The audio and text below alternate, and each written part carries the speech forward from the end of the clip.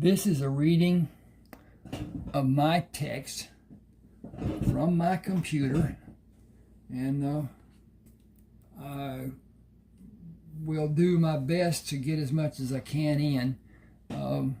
YouTube has a time limit on videos done, and I don't know how long it will be, so they may cut me off or whatever. At any rate, this is Buzzard Shields South. It is South because he was raised in the South, Lubbock, Texas, and then he went into service and built barracks for the Army Corps of Engineers.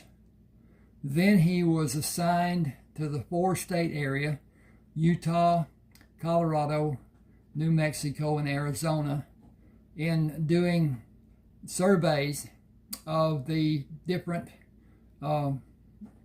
areas, and especially the Indian reservations, and goes on from there. But anyway, this is far too long to be read because it is done in 3 parts. Buzzard Shields South, then Buzzard Shields America, which talks about his living out in that 4-state area. Then it goes to Alaska, where he mines gold with his nephew. His nephew is actually older than him, but they do their thing. Lee had found gold in his explorations. He had an airplane, had a mail route that he flew with his airplane, and most of the people dealt with gold in Alaska at the time. At the time, there were more millionaires in Alaska than anywhere in the world, and it was because of their mining. The gold rush in Alaska lasted a while. Then it was cleaned out pretty much, or whatever. Nothing was done, or ever has been done much, in the eastern portion of Alaska. And there are mines other places that those people did. But at any rate, I'll start this out. I'm going to get a drink here, and hope you enjoy this. I'll leave a link to the second part that I'm going to do, and to Buzzard Shields South on Smashwords. Smashwords is the second largest ebook distributor. And then Mark Coker, who was the proprietor of Smashwords, partnered with, sold to, I'm not certain exactly how it went, but to Draft to Digital, D2D. And they are not, what would you say, author friendly.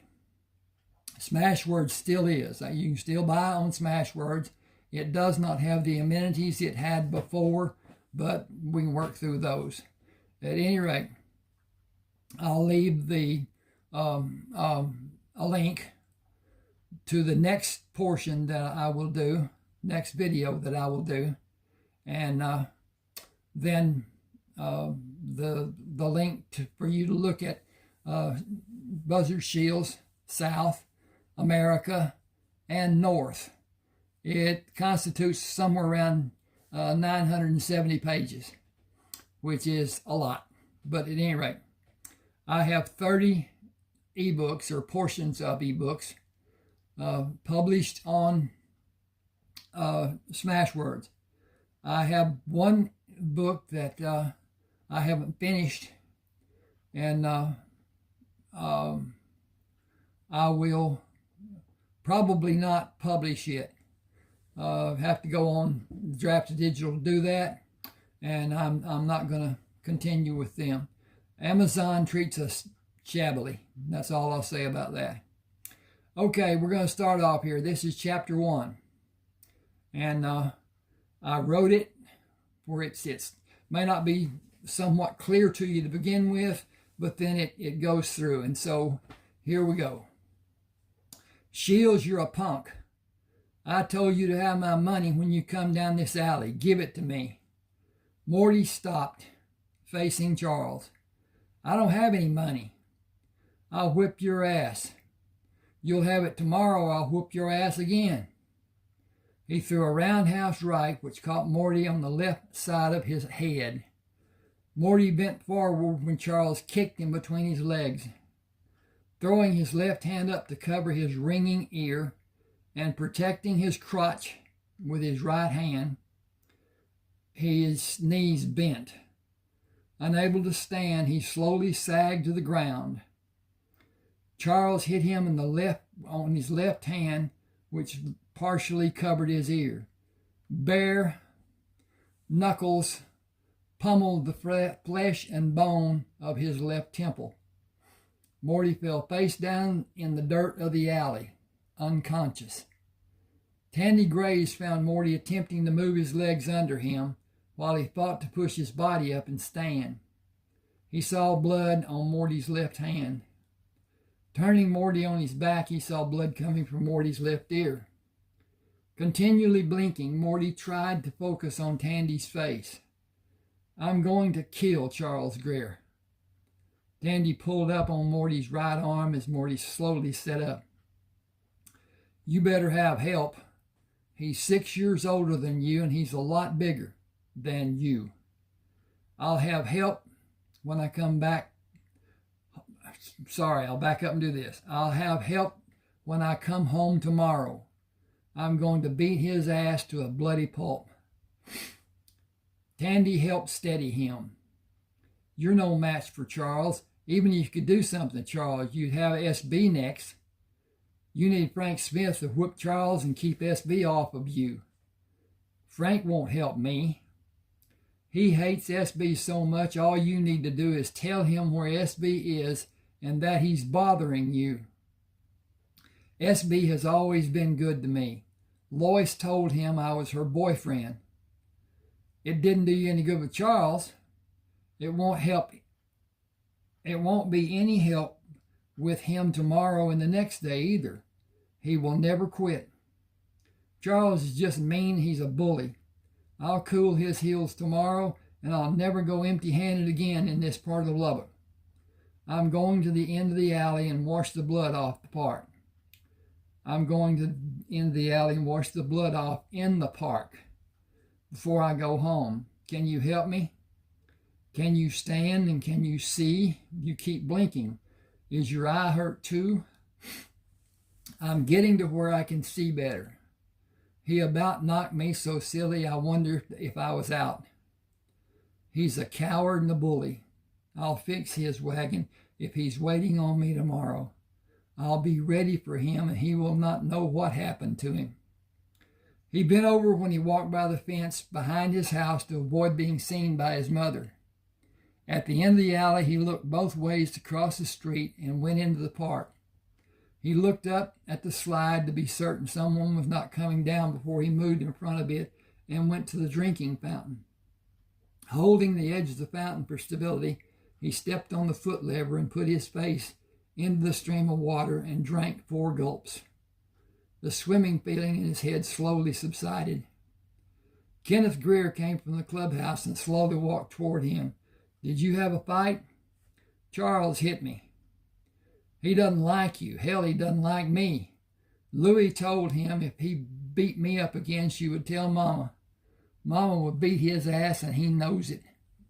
Tell him to leave me alone, and he'll be sorry he didn't. I'm not going to tell him a damn thing and have him whoop my ass again. You can do anything you want to him. I don't care. What about SB? He don't care. You could probably kill Charles and SB wouldn't give a shit. We would have one less mouth to feed. Frank Smith will whip SB's ass. Damn it, all to hell, don't tell Frank that SB did anything to you. I won't, but I'm going to beat Charles to a pulp. SB better leave me alone. You couldn't in a million years. He's twice as big as you. He'll always be too big for you. He better leave me alone. I'm not getting into it. Do whatever you want, but you better be ready to get your ass kicked. You try to fight him and you'll get him mad and you're going to be in deep shit. Don't go the same way you always go to get home. Go around. I tried that. He saw me and dragged me into the park and threatened me. I think the only reason he didn't do anything to me, he was afraid Frank or Jerry would see. Jerry would tear him a new ass. Phyllis could probably do it. Phyllis could. Nobody is dumb enough to lay a finger on her. She's my friend. Louie is your friend. Phyllis is my friend. Lois is my girlfriend. We kiss sometimes. She likes me to hug her. Better not get caught. We won't. Marty walked up Auburn Street with Kenneth until he turned to go to his house, then turned back to face Kenneth. Charles better leave me alone. That ain't my problem. It's yours. It'll be best for you to outrun him. I will not run from anybody. I'm going to beat hell out of Charles if he doesn't leave me alone. Fat chance of that ever happening. His mother shook the dust mop out, standing on the front porch. Clean up, mijo, and do your lessons. I don't bring schoolwork home. I get my work done in the classroom. We can't pay for the books I use. I leave them in my desk to protect them. If they get stolen, I ain't going to be able to pay for them. Your papa said to clean the backyard. Do not step where you cannot see, he said. I'll be careful. Can I have a glass of milk? Un poquito. No mucho leche. I'll get one of the jelly bars. It won't hold much. I'll get one of the jelly jars. It won't hold much. Sorry about that. I wish we could have all I want to drink. I need milk for my bones to be healthy and grow strong. Esos fuertes. Mama, speak English. I'm teach you, mijo. I know how to speak Spanish, but I can't use it. I'm the only one in the whole school that understands Spanish. The Spanish kids go to Elmore on Avenue A, close to Mackenzie Park. We've been there, where the prairie dogs live, remember? Annalise went with us. They barked at her when she barked at them. They funny. They bark at me, they bark at you, they bark at Annalise. They bark at everyone. I have not talked to your sister in so long. Alaska is so far away. She is 36 now. She was my baby until you. Soon she will be 37. I wish to see her and my grandson. Lee is 17. He will be big now. I don't know. I have been your baby for 12 years. You will always be my baby boy. Morty drank a small amount of milk, left the house through the back door, and stepped off the porch into the grass. Wind-blown scraps of paper littered the yard. Opening the shed, he took out the broom handle with the nail pushed into the end and spiked the scraps until the nail no longer speared and held the paper. Moving out the gate to the refuse can, he lifted the lid, put the broom handle on the lid, held the lid down, and slowly moved the broom handle to pull the pieces of paper off the nail. He finished cleaning the yard and picked up paper the wind left against the fence outside in the alley. Taking the short broom handle to store in the shed, he pulled a standard length broom handle down from a horizontal rack on the wall, stood it against the fence, braced against the raised floor of the back side of the shed. No one can see it from the alley. I'll get it in the morning on my way to school. Charles better not be waiting for me again. I'll beat his ass and bust his head. Morty stood at the front window and watched Alan Shields take a broom handle from the back seat of the car Clarence Wellborn drove in the morning, taking them to work and to bring them home in the afternoon. Papa's home. Morticius Shields stood behind Morty, holding the curtain away from the window. He is so handsome. You are like him, my handsome men. Mi amanto y mi hijo. He will hunt for rabbits. I make dumplings with them. We might not bring any home. It is always so. We never go hungry like my family in Mexico. It was hard for us to live. Alan kissed Marissa and gave Morty the broom handle. He pulled 2 short pieces from his back pockets. Put these in the shed too. They will play fight with them. We will play fight with them after we come back from hunting in the pasture. Morty twirled 1 short piece through his fingers and dropped it. He looked up at Alan after he quickly caught it as it bounced up from the floor. Quick as a cat, but you are still not considering the limits. Everything has limits. Get your guns in the bag. Clarence will meet us in the park. Get our guns in the bag. Walking on the road leading to the pasture, Morty considered Alan's words about limits. They did not speak about going to the pasture, fearing someone might hear and report them to the college. Even with the threat, they did not attempt to hide. They were proud men. He climbed through the barbed wire fence beside the locked gate and immediately began searching the mesquite bushes for rabbits hiding in the bushes. The men stood tall to peer down in the bushes or leaned to push the limbs away to see and shoot the rabbits. Shorter than the men, Morty used the barrel of his gun to slowly push the limbs apart to see if a rattlesnake waited in the bushes. When he was sure none were hidden, he would locate a waiting rabbit and sight the gun on it. Alan took the first 6 rabbits away from the area where they were cleaned them and joined Clarence and Morty, moving from mesquite bush to mesquite bush with occasional pops from the small caliber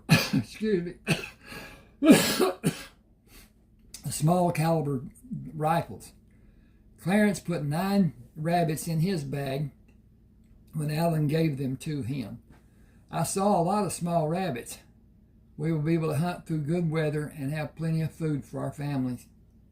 Alan looked toward the setting sun. Rabbits breed all the time. I've seen thousands out here. When we were little and we came to play and made loud noises. We were happy to be away from people and felt free when we were here in the pasture.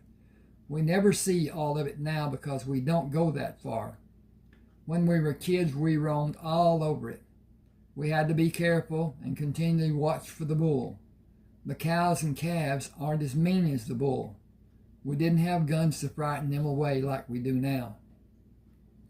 Twilight allowed them the ability to walk the distance back to their homes. The house Clarence and his family lived in was on Bates Street on the north side of the park. The sun will be up in the morning when I come to get you. Summer and long days will be here next month. We can hunt early in the morning and late in the afternoon. Good night. Alan and Morty continued through the park to Auburn Street and went to their house. Granny Bess Richardson, who lived next to their house, came out on the raised porch and waved her hand. Morty held the back legs of 2 rabbits and took them to her. Thank you, Morty. She waved at Alan. Tell Marissa I said hello, okay? Yes, ma'am.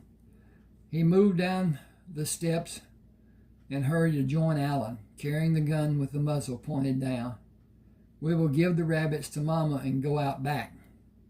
Have you been practicing the new moves I taught you using the broom handle as a weapon? You said it was for me to learn to do a dance. It can be useful to accomplish many things. It was for you to exercise in a different way that I first started instructing you. We have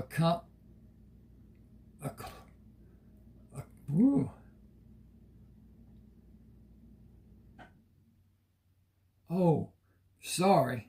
I didn't get that. We have accumulated more than I had thought to have in the shed. I have a lock to put on it and keep the contents safe. The key will be on a nail beside the door in the dining room, and I'll have the extra key in the bottom drawer of the chest of drawers. They must not be lost, or you will be sawing on the lock for days trying to cut it off with a hacksaw. Open the lock, put the key back in the nail, on the nail, before you do anything else. Keep it safe. Close the lock when you're finished using the tools inside the shed. Remind me and Mama that the shed is locked and the key is safe, okay? Marty grinned. Alan gave the hunting bag to Marissa. The rabbits are thick this year. We'll be okay, I think. Times are hard all over the world. I'll spend time with Neil. Call us before time to wash for dinner. Kissing her, he took the lock and key from the nail and led Morty outside. Remember to keep your balance. You cannot do anything if you're not in control of your movements and your body. Opening the shed, he looked at the broom handles on the left wall. The new broom handle isn't here. We need it to go on with your training. Did you do something with it? I'm going to use it tomorrow. You can use it tomorrow, but you need it today. I will have one, and you will have one, and we will exercise with attacks and parries and counterattacks. You know the different moves. We will use the moves to do striking, to attack, and to counterattack. Where is the broomstick? Behind the shed, against the fence. Bad dogs, worse. Remember to never try to... Bad dogs, worse. Okay, remember to never try to hit anything hard. If you break the handle, you will have two pieces you may be able to use, but two pieces will not be yours to use wisely, as it will be in a short time. We will get into using the short pieces later, after you master the use of the long handle. It is almost the same, but it gives you more options and requires greater strength when you use the short pieces. It also allows you to move faster, which can cause problems you need to learn to avoid and learn how to continue if it happens. Bring the handle to me. Alan showed Morty how to move and attack and watched him practice until Marissa called him for dinner. Alan placed the handle he used in the shed. Put the broom handle back where you had it. Remember to be deliberate in your moves until you feel you know your opponent. Then do what comes naturally to you. Don't let one strike by your opponent defeat you. Act as fast as you can to gain the dominant position and strike faster and more often. Physical action is important. Mental conditioning is the only measure of winning or lack of it. Phew. Gotta remember and do this again. Mental conditioning is the only measure of winning or lack of it will lead to your being defeated. You are never defeated if you never admit defeat. Wash your hands before you go to your mama's table. Remember your manners. People will always judge you by how well-mannered you are. Sometimes I think about those things and forget. Keep yourself inside the immediate surroundings and consider what is happening and what is said. People don't always show and say what they mean.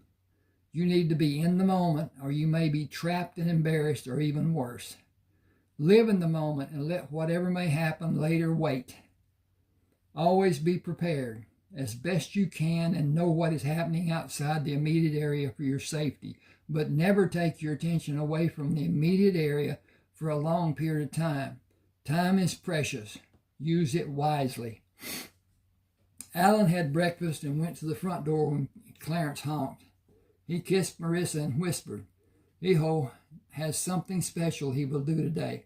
Act like you don't know anything about it so he doesn't get swelled up in his pride." "I know nothing except what you tell me." "I would not know that if you only kissed me and left for work as you always do. Now I'm expecting his news of what happened."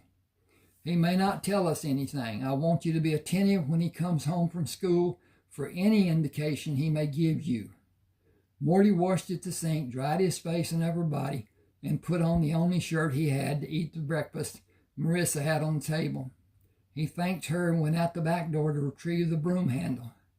He happily twirled it as he walked down the alley until Charles stepped in the alley in front of him. "Give me the money you have." "I don't have any money. I never will have. I'll whip your ass again. Give me the money." "Everyone has milk money or lunch money. You aren't carrying anything to eat, so you have money. Give it to me." "I don't have any money to give you. I never have milk or eat during the school days." Charles threw a straight right punch that Morty parried with the broom handle, did a spin to his right to move forward, and struck Charles with a solid blow across his back. Charles turned to face Morty, believing Morty would be off balance by his turning. Charles threw another straight right. Again, Morty parried the fist away, did the same spin, and struck Charles harder than before. I will hit you harder every time you try to hit me.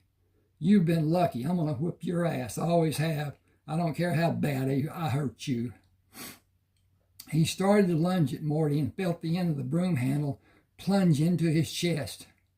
As he attempted to grab the handle, Morty dropped it away from his grasp and brought the handle around to hit him on the left side of his face. Spinning the handle in front of his body, Morty struck Charles on the opposite side of his face and on his left hand, then across his right leg. Morty backed away, anticipating the next move Charles would make, which was a low dive, trying to catch Morty by wrapping his arms around his lower legs. Morty hopped to his right and bounced the handle off the top of Charles' head and quickly struck the same place again and again. He turned and walked across the street that divided the two city blocks and continued up the alley on his way to McWhorter Elementary School. Marissa continued watching until Charles finally moved to stand on his hands and knees, shaking his head. Iho is growing. Soon he will be a strong young man. He will be big for his age. Even now he is. She went inside smiling, and smiled each time she thought of what she witnessed, while she did her usual household tasks. Wow, couldn't get that out too. Morty moved through the door of the classroom, sat in his desk, and placed the broom handle on the floor beside his desk. He took the first book to be used and opened it to the page the class was on the previous day. With the paper he began writing on yesterday, he continued writing. The teacher stood beside him to check his progress and asked, "Do you need the stick?" "Yes, ma'am." "Keep it from being a problem. I'll allow you to keep it. Bad dogs? Worse than dogs, ma'am. Protecting yourself may never be easy. I had several bullies when I was in school. I found that force worked to my advantage better than diplomacy. Speaking softly and carrying a big stick was advice I took to heart, though my stick was much smaller than yours." Billy Bob Baker sat behind Morty. "Can he take it outside at recess and show me how I can use it?" "Only you. The others must not bunch around you for their safety. I will monitor your activities and warn them to be safe and stay away." Billy Bob grinned. "Thank you, ma'am." "You are both doing well. Continue with your work." She led the class out to the playground at recess and stood beside the utility pole, indicating Morty and Billy Bob could stand close to her. With a shake of her fingers, she warned the other children to stay away. Billy Bob asked, "Where did you get your name? I've heard of Marty, but never Morty." "It was from our first grade teacher. My first name is long.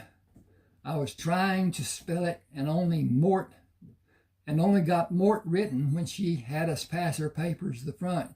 She put a Y on the end of Mort, making it Morty.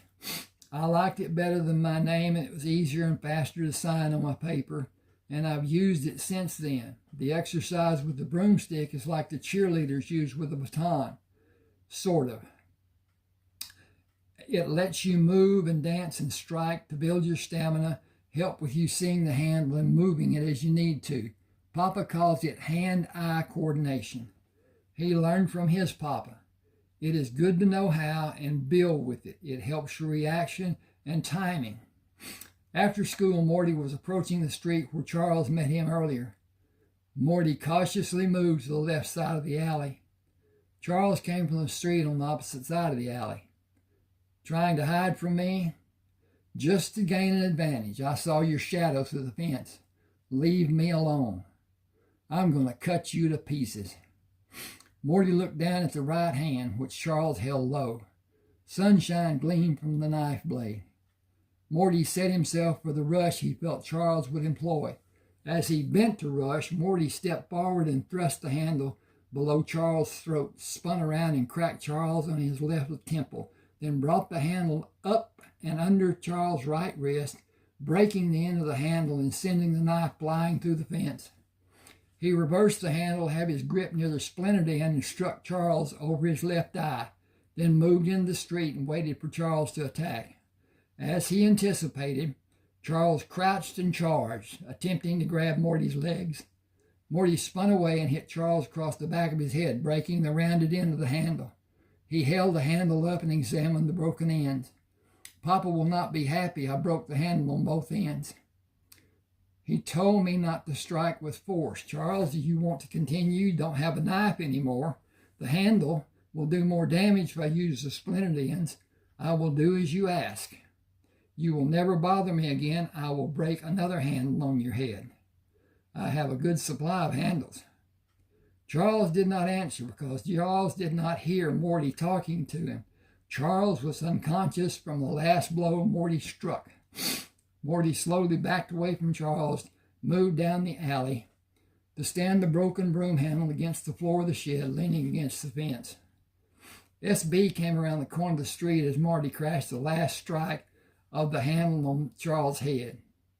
He stopped to watch Morty look at the broken ends of the broom handle and went to help Charles when Morty left the street. Turning Charles over, he raised his head with his left hand and slapped him with his right hand and slapped him again. Then Charles' eyelids opened slightly to reveal only whites. SB slapped him again. Charles raised his head and swung wildly away from SB. SB released the hold he had on his brother's head and stood up. You better leave that kid alone before he kills you. I told you earlier today, and I'm telling you now. I will not tell you again. If you want to act like a fool, go ahead. Who do you think has money to pay your doctor's bills? Nobody. I'm going to kill him. How many times have you tried and failed today? I think you are acting stupid. You keep doing your stupid act, and one of the Smith brothers will tear you a new ass. I told you to quit. I'm done with it. You know Frank and Jerry watch out for the kid. You're not going to make a problem for us. Quit acting like a child. Grow up and get a job. He's a little punk. I'll get him. You may get worse than what you already got. Leave the kid alone. Go get a job. We need more money than I'm making. The world is going to shit in a handbasket and you're acting stupid. Learn, dumbass. You're almost 18 years old. Kid's in the 5th grade and he has whipped your ass twice today. You outweigh him by at least 60 pounds. You can't match his speed. He could have killed you. Nobody who saw it happen would talk. You'd be dead laying in the alley and no one would talk because nobody likes you. Learn and try to act like a man. I'm done. You better be, and you better get a job. Smiling broadly, Morty had... I got to take a break here a minute and get things back in order and continue. Gather my wits here. Smiling broadly, Morty held the guns in the hunting bag standing on the front porch with Marissa when Alan came home.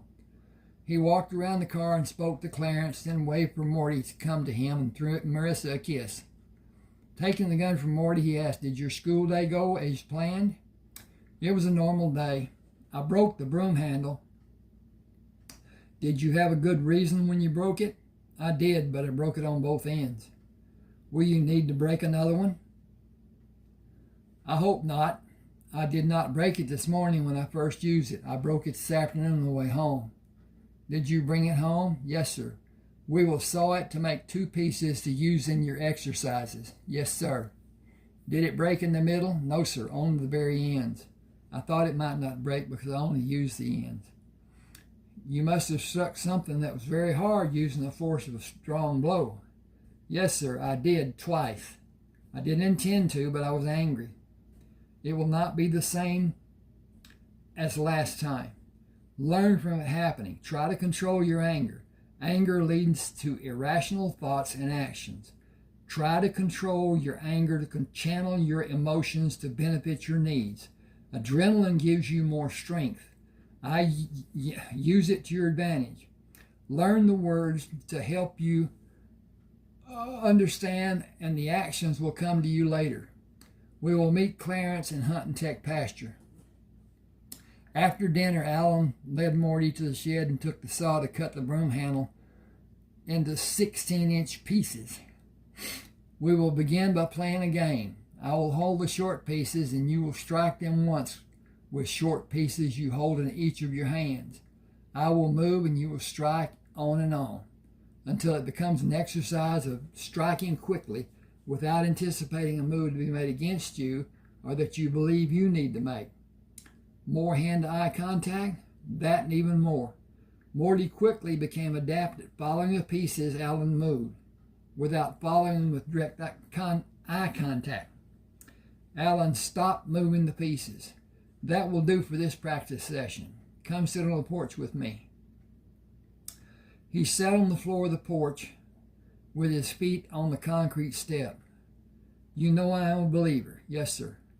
Burial expenses are outrageous. The county will bury me and Mama, but only half will be paid. You will be charged for the other half. If we are cremated, there is no charge unless you ask the county for the ashes. I will not take anything away from you except to ask that you do not have a viewing and a funeral or a burial for me or for Mama. Will you promise? It is what we want. Will I be allowed to make your wishes known as young as I am? As our last survivor, you will. Then I promise. Do you think something will happen? Those that are supposed to know predict hard times to be coming. I don't know where they have been living to think we aren't already having a hard time. The rabbits are letting us eat well, or we will be having vegetable soup every meal. If something does happen to me and Mama, join the military. You're big for your age and you've already passed for 15. In a year, you will be able to convince someone you're 16 and you can join the Army. The Navy and the Air Force will look at you more than the Army will to determine your age. You can do carpenter work. It is needed because the services are rebuilding. You must always have a plan to use. Look for the best way out of your predicament. It may not be the most enticing choice, but follow your instincts. Do you have something wrong with you? You're scaring me. None of us know how long we have. My blood pressure is abnormally high and I need medication we can't afford. I'm taking aspirin to help. You should not be afraid. You should be prepared. I know it is not easy, but you will be the only help Mama has here if something happens to me. Life is not easy. It certainly isn't fair, but we live longer lives than most animals. We must be thankful for the time we have and the people who love us and take care of us. Morty decided to stand the broom handle in the same position against the fence in case Charles tried again. He would trust his legs and speed to get to the handle in time to ward off Charles. I'm trying to get my foot moved out of here and I'm not having much luck. Oh, he was never again stopped while going to school or coming home. Okay. Okay, we're at 38 minutes. Alan continued training Morty until 3 weeks before Morty's 14th birthday, when Alan suffered a massive stroke and died at work. Marissa had his body cremated as he told her he wanted to be done. When I'm gone and it's done and over, all the tears in the world will not do anyone any good. Life goes on. Let it and live it. Say goodbye and go in the bedroom to have time to be ready for the next day and do what you need to do to keep living. Make Mijo do the same thing. Hijo, Hijo. Hijo. Anyway, Clarence came to the house to tell Marissa how he died, and the next morning took Morty to Blasington cabinet shop to work as an apprentice carpenter. He was promoted to carpenter the 21st of August, 1925, when he celebrated his 14th birthday. Norma Blasington brought Morty a cake sprinkled with sawdust. It isn't ruined, just scrape the extra frosting off the top. Happy birthday. Happy 16th birthday. 16th birthday. You've been made a good addition to my shop. Alan was a master craft carpenter and a good man. With you following his footsteps would make him proud. Marissa bought a foot pedal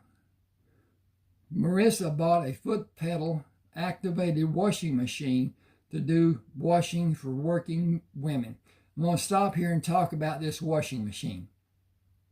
It had a foot pedal that you stepped on, pushed down, let up, pushed down, let up, and it made the inner barrel move like a normal washing machine will, but it didn't oscillate. And Mother had one. It had a wringer on it that you took the clothes out of the washing machine, run it through the wringer, then put it through a wash tub of some sort, and got the soap out of it, ran it through the wringer again until it was free of water and the soap was gone from it. She used that until we left Lubbock when I was 14 years old and went to East Texas to stay with my grandmother and my aunt and uncle. At any rate, it's enough of that. Okay. Marissa bought a foot pedal activated washing machine to do washing for working women. Clarence took Morty to Robert's Auto Repair, where they were employed. Oops, I missed that. Didn't get it to move. As assistant auto mechanics from 5:30 until 11 at night, 7 nights each week. Christmas Eve of 1925, Clarence stopped the car at the intersection of College Avenue and 4th Street. Working at Blassington's from 15 till 7 until 5:15 and Roberts from 5:30 until 11, we make $6.75 a week. If we get up at 5 and drive to the back side of the pasture, park and lock the car and get rabbits for dinner, I think we'll be okay. I'm making more than I was. You're the next man up for crew leader when the outside work starts. You'll have a raise and you'll need a car. Get one you can depend on. A cheap car that gives you problems is just a cheap car that gives you problems. It isn't worth what you might save. So get a good car and make certain the tires will last a long time. Look for one with a clean engine compartment. Don't go to a dealer. They clean up cars and you can't tell if it was using oil or leaking anywhere. You can carry 5 guys to work if you have them gather at a street corner and don't drive all over town to pick them up. That will give you a little extra cash, 25 cents a week from each of them. Try to have guys be on the route you will drive to get to the job. Save time and save gas. He stopped in front of Morty's house. Enjoy tomorrow. We get another day off on the 1st. Merry Christmas. I'll stop for you in the morning at 7. We can sleep in until then. See you later. Merry Christmas. See you later. I bought myself a metal lunchbox for Christmas. The guys will be jealous. We start putting the pictures together in the stores the 2nd. It will help. Lots of rats in those new buildings.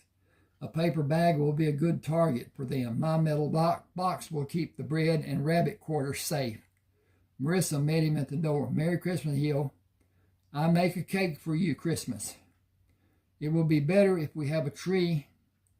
We have much more than the neighbors. Marissa kissed him on the cheek.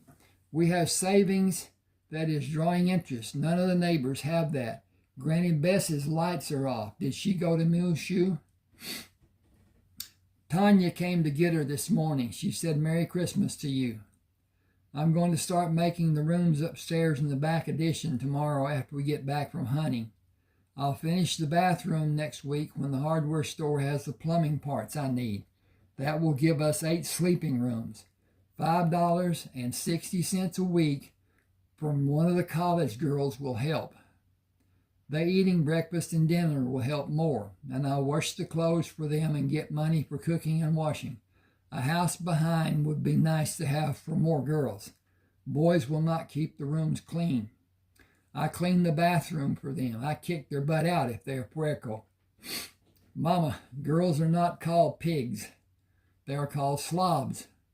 Then I kick their butt out if they be slobs. April 14th of 1926, the crew at the shop and the crew at the store were informed that Norma Blasingame passed away during the night. Burl Briscoe came to the store and told the crew he had an announcement. Friday will be the last day you will be paid for working a week. Payment will be done for you at the end of the month after Friday. I'm going to stop here and I'll make it part 2, continuing from this point. Thanks for being with me. Please subscribe to my channel and share, like, and tell me what you think about things. And I'll continue to do what I can when I can. Anyway, thank you.